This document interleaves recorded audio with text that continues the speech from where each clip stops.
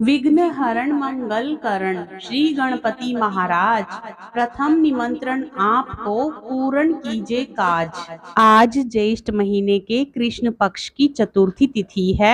यह तिथि सौभाग्य देने वाली होती है। इस दिन एक दंत गणेश जी की पूजा करने का विधान है।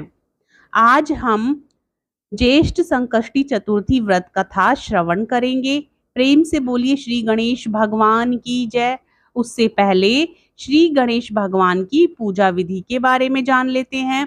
इस तिथि पर सुबह और शाम दोनों वक्त गणेश जी की पूजा करें और घी से बनी मिठाइयों का नैवेद्य लगाएं। ब्राह्मण भोजन के बाद फिर खुद भोजन करें। इस संकष्टी चतुर्थी का व्रत करने से हर तरह की परेशानियां दूर हो जाती हैं। यदि आप व्रत नहीं भी कर सकते तो कथा को जरूर श्रवण करें। ऐसा करने से पुण्य फल की प्राप्ति होती है। भविष्य पुराण के मुताबिक संकष्टी चतुर्थी की पूजा करने, व्रत करने और कथा श्रवण करने से हर तरह के कष्ट दूर हो जाते हैं।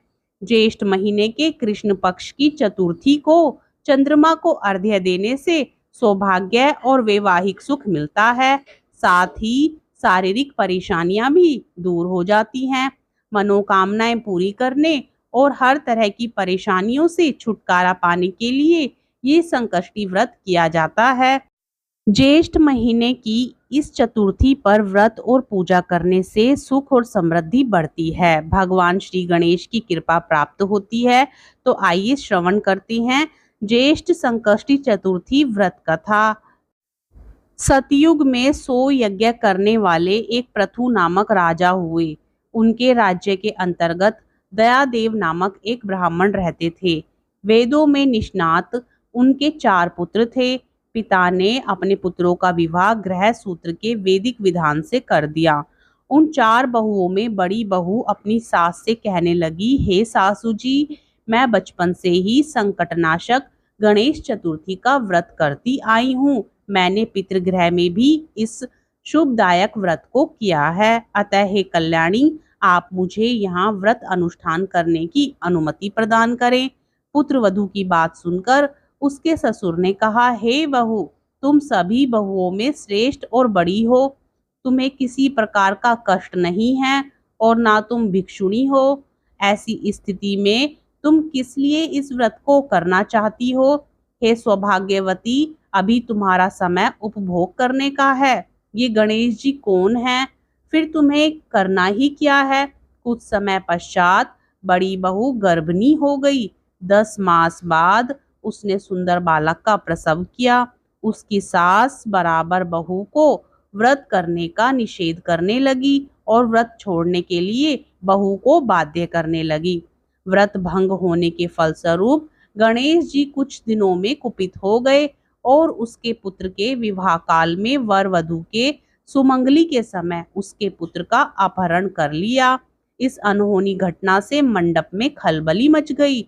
सब लोग व्याकुल होकर कहने लगे, लड़का कहाँ गया? किसने अपहरण कर लिया?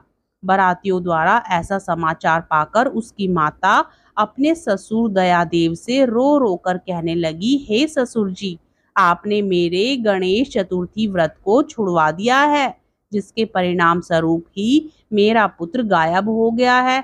अपनी पुत्र वधू के मुख से ऐसी बात सुनकर ब्राह्मण दयादेव बहुत दुखी हुए। साथ ही पुत्र वधू भी बहुत दुखी हुई। पति के लिए दुखित पुत्र वधू प्रतिमा संकटनाशक गणेश चतुर्थी का व्रत करने लगी। एक समय की बात है, गणेश जी एक वेदज्ञ और दुर्बल ब्राह्मण का रूप धारण करके भिक्षाटन के लिए इस मधुर भाषिणी के घर आए। ब्राह्मण ने कहा कि हे बेटी, मुझे भिक्षा स्वरूप इतना भोजन दो कि मेरी क्षुधा शांत हो जाए। उस ब्राह्मण की बात सुनकर उस धर्मपरायण कन्या ने उस ब्राह्मण का विधिवत पूजन किया। भक्ति पूर्वक भोजन कराने के बाद उसने ब्राह्मण को वस्त्र आदि दिए।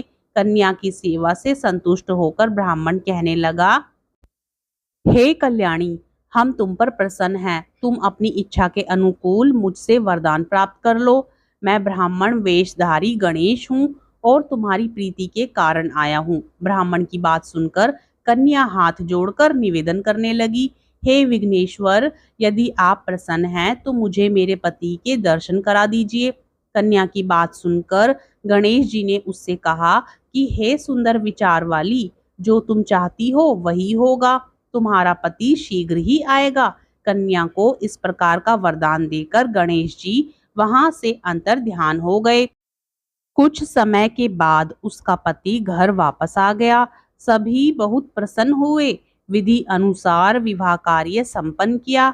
इस प्रकार ज्येष्ठ मास की चौथ सभी कामनाओं को पूर्ण करने वाली है। बोलिए श्री गणेश भगवान की जय। ही संकष्टी चतुर्थी की व्रत कथा। अब सुनिए गणेश जी की कथा।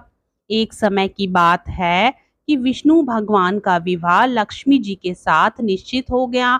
विवाह की तैयारी होने लगी। सभी देवताओं को निमंत्रण भेजे गए, परंतु गणेश जी को निमंत्रण नहीं दिया गया। कारण जो भी रहा हो, अब भगवान विष्णु की बारात जाने का समय आ गया। सभी देवता अपनी पत्नियों के साथ विवाह समारोह में आए। उन सब ने देखा कि गणेश जी कहीं दिखाई नहीं दे रहे हैं। तब वे आपस में चर्चा करने लगे कि क्या गणेश जी को न्योता नहीं दिया गया या स्वयं गणेश जी आए ही नहीं हैं। सभी को इस बात पर आश्चर्य होने लगा।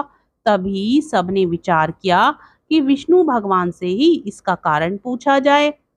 विष्णु भगवान से पूछने पर उन्होंने कहा कि हमने गणेश जी के पिता भोलेनाथ महादेव को न्योता भेजा है। यदि गणेश जी अपने पिता के साथ आना चाहते हैं तो आ जाते, अलग से न्योता देने की कोई आवश्यकता भी नहीं थी। दूसरी बात यह है कि उनको 1.25 मन मूंग, 1.25 मन चावल, 1.25 मन घी और 1.25 मन लड्डू का भोजन दिन भर में चाहिए। यदि गणेश जी नहीं आएंगे तो कोई बात नहीं, दूसरे के घर जाकर इतना सारा खाना पीना अच्छा भी नहीं लगता। इतनी वार्ता कर ही रहे थे कि किसी एक ने सुझाव दिया, यदि गणेश जी आ भी जाएं तो उनको द्वारपाल बनाकर बैठा देंगे कि आप घर का ध्यान रखना। आप तो चूहे पर बैठकर धीरे धीरे चलोगे तो बारात से बहुत पीछे रह जाओगे। यह सुझाव भी सबको पसंद आ गया, तो विष्णु भगवान ने भी अपनी सहमति दे दी। होना क्या था कि इतने में गणेश जी वहां आ पहुंचे और उन्हें समझा बुझाकर घर की रखवाली करने के लिए बैठा दिया। बारात चल दी। तब नारद जी ने देखा कि गणेश जी तो दरवाजे पर ही बैठे हुए हैं, तो वे गणेश जी के पास गए और रुकने का कारण पूछा। गणेश जी कहने लगे कि विष्णु भगवान ने मेरा बहुत अपमान किया है। नारद जी ने कहा कि आप अपनी मूसक सेना को आगे भेज दें तो वह रास्ता खोद देगी, जिससे उनके वाहन धरती में धंस जाएंगे। तब आपको सम्मान पूर्वक बुलाना पड़ेगा। अब तो गणेश जी ने अपनी मूसक सेना जल्दी से आगे भेज दी और सेना ने जमीन पोली कर दी। जब बारात वहां से निकली तो रथों के पहिए धरती में धंस गए। लाख कोशिश करें परंतु पहिए नहीं निकले। सभी ने अपने अपने उपाय किए, परंतु पहिए तो नहीं निकले, बल्कि जगह जगह से टूट गए। किसी की समझ में नहीं आ रहा था कि अब क्या किया जाए। तब तो नारद जी ने कहा, आप लोगों ने गणेश जी का अपमान करके अच्छा नहीं किया। यदि उन्हें मना कर लाया जाए तो आपका कार्य सिद्ध हो सकता है और यह संकट टल सकता है। भगवान शंकर ने अपने दूत नंदी को भेजा और वे गणेश जी को लेकर आए। गणेश जी का आदर सम्मान के साथ पूजन किया। तब कहीं रथ के पहिए निकले। अब रथ के पहिए निकल तो गए, परंतु वे टूट फूट गए, तो उन्हें सुधारे कौन। पास के खेत में खाती काम कर रहा था, उसे बुलाया गया। हाथी अपना कार्य करने के पहले श्री गणेशाय नमः कहकर गणेश जी की वंदना मन ही मन करने लगा। देखते ही देखते खाती ने सभी पहियों को ठीक कर दिया। तब खाती कहने लगा कि हे देवताओं, आपने सर्वप्रथम गणेश जी को नहीं मनाया होगा और ना ही उनकी पूजा ही की होगी, इसलिए तो आपके साथ यह संकट आया है।